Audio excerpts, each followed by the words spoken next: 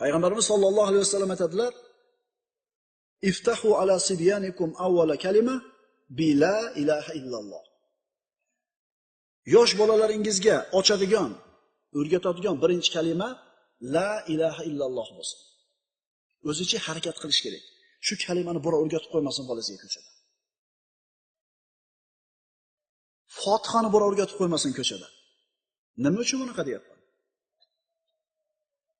Ehtiyot bo'ling, o'rgatib qo'yishmasin ko'chada shu kalimani.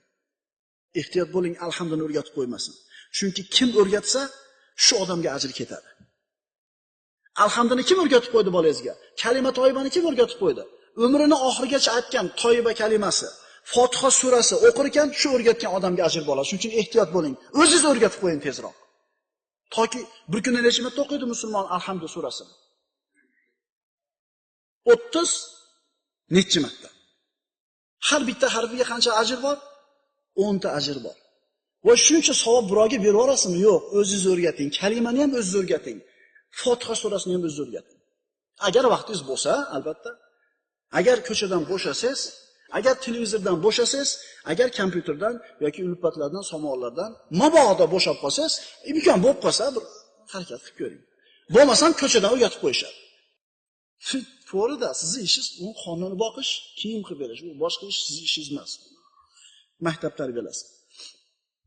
Demak, chaqaloq tug'ilganda birinchi aytiladigan kalima la ilaha illalloh. Tajribadan o'tgan narsa shuki,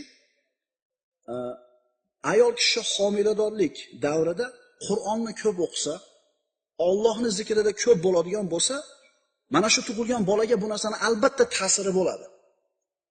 Mana shu gazetalarda o'qiysizlar, u yerdan eshitib qolasizlar, birinchi aytgan so'zi Alloh bo'pti haligi bolani deydi. Chunki enasi nima qilardi ekan? Qur'onni ko'p eshitardi ekan yoki o'qirdi ekan.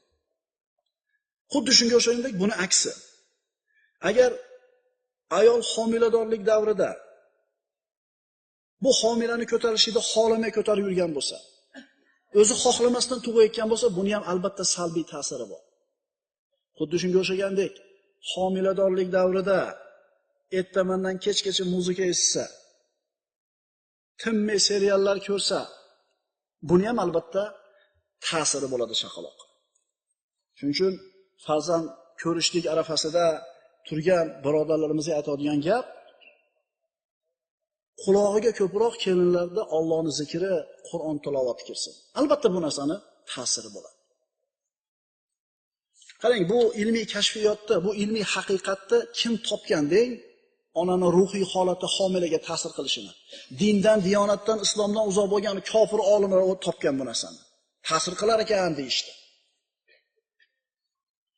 Xulosa qilib aytamiz. Demak, bolani shakllantiradigan bosqich, bu boshlang'ich ta'lim ham emas ekan o'zi. Qaysi davr ekan? Qaysi davr ekan? Homiladorlik davri ekan. Homiladorlik davri ekan.